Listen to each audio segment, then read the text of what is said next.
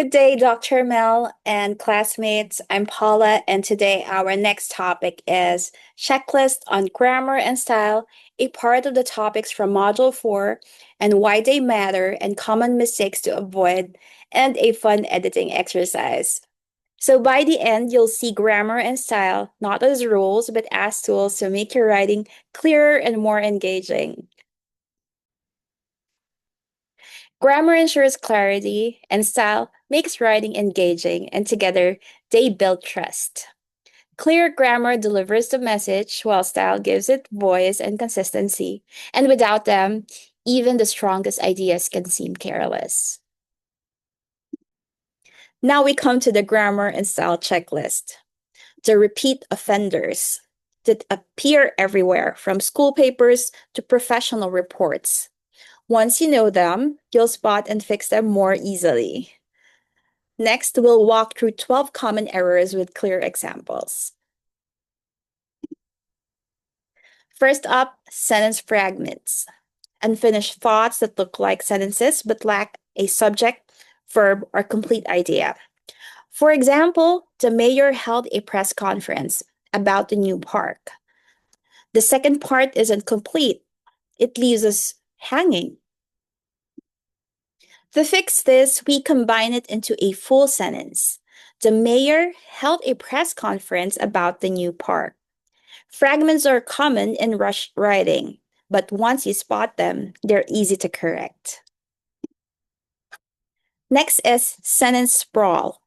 When a sentence drags on with repeats or extra details, making it hard to follow. For example, the mayor spoke about the park project and when he answered questions, and he also mentioned traffic issues and then he left. Long and exhausting, right? Now here's the improved version. The mayor spoke about the park project, answered questions, mentioned traffic issues, and then left without taking any more questions. Much smoother, right? The key is to cut out extra words and organize the information clearly.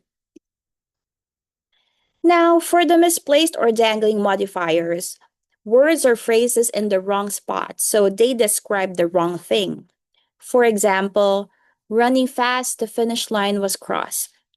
It sounds like the finish line was running. Now, the corrected version is running fast, she crossed the finish line. Now it's clear that that person and not the finish line is doing the action.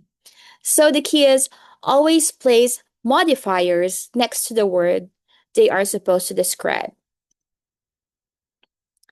Next is faulty parallelism. When items in the list don't follow the same pattern, making the sentence awkward. For example, she likes swimming to dance and bikes. The forms don't match, so it feels unbalanced. The correct version is she likes swimming, dancing, and biking. Now everything is in the same form, ing, which makes the sentence smoother and easier to read. So the rule is keep the pattern consistent. Another error is unclear pronoun reference when words like he, she, or they don't clearly point to one noun. For example, the council disagreed with the mayor and they postponed the vote. Who's they? The council or the mayor? The corrected version is the council disagreed with the mayor, so the council postponed the vote. Now it's clear who postponed it. So the rule is simple. When you use a pronoun, make sure it clearly matches one specific noun. Another error is wrong pronoun case, using the object form instead of the subject or vice versa. For example, him and the reporter asked questions after the meeting. Here, him is wrong because it's the subject. The correct version is he and the reporter asked questions after the meeting. Now, for omitted commas, leaving out commas where they're needed, like in the list or between ideas. For example, the mayor said the project will benefit students, teachers, and parents. Without commas, it looks like students, teachers as one group. The corrected version is, the mayor said the project will benefit students, teachers, and parents. The commas make the list clear and easy to read. So the rule is, always use commas to separate items in the list or to avoid confusion. Next up, superfluous commas. Commas added where they're not needed, which disrupts the flow. For example, the mayor, he announced the park project. Those extra commas make the sentence choppy. The corrected version is simple. The mayor announced a park project. So the rule is, commas are helpful, but only when they actually clarify the meaning. If they don't serve a purpose, leave them out. Next is the comma splice. When two full sentences are joined with just a comma but no conjunction, for example, the mayor spoke for an hour, the crowd grew restless. Both are complete sentences, but a comma alone can't hold them together.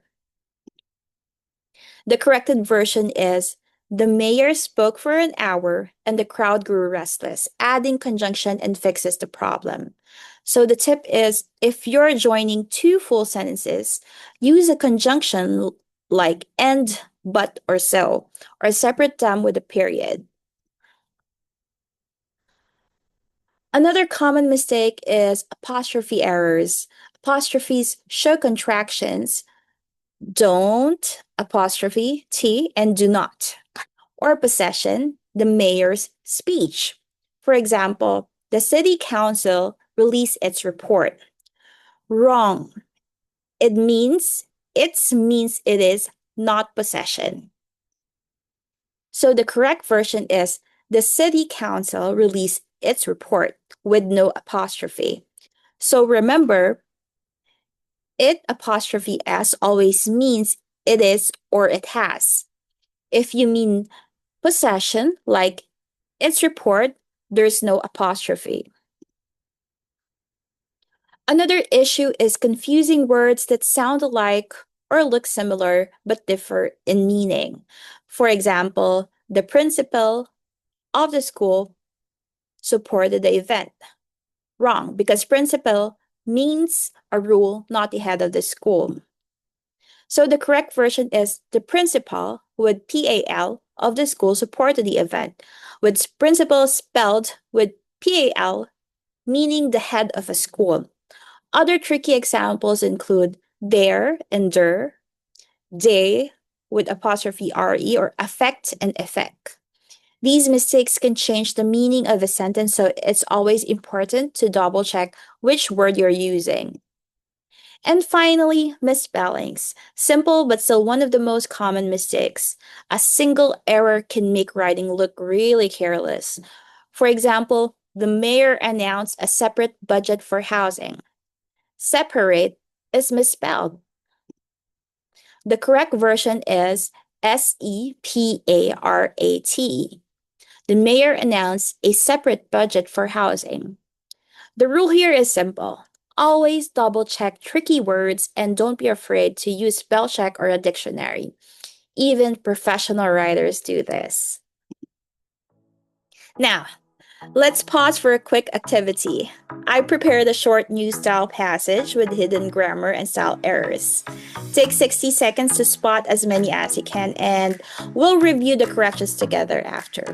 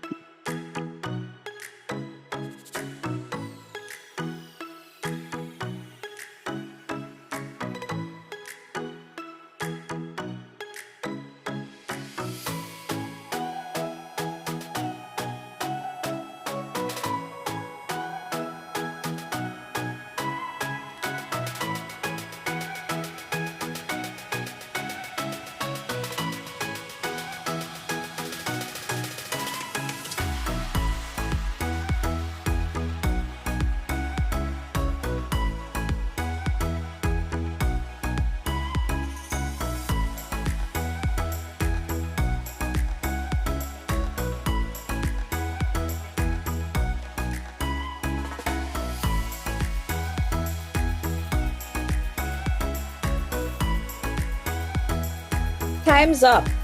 Now let's check together. So, were you able to catch them all? I'll give you time to check out the corrections and I will just wait for 10 seconds.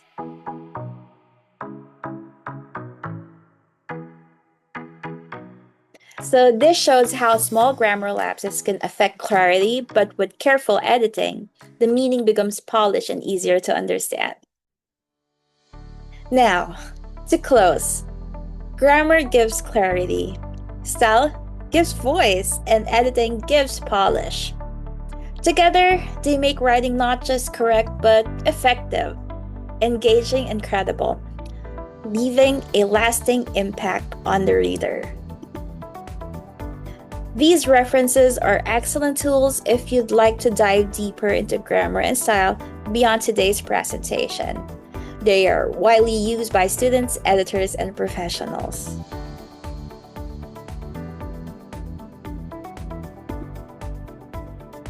Now that we've covered grammar and style, let's shift to editing, the step that makes writing truly effective. My groupmate Jack will share practical tips to help us polish our own work and support others as well.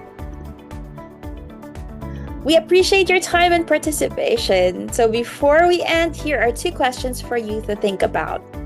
Number 1, which grammar or style error do you think you make most often, and how will you avoid it in the future?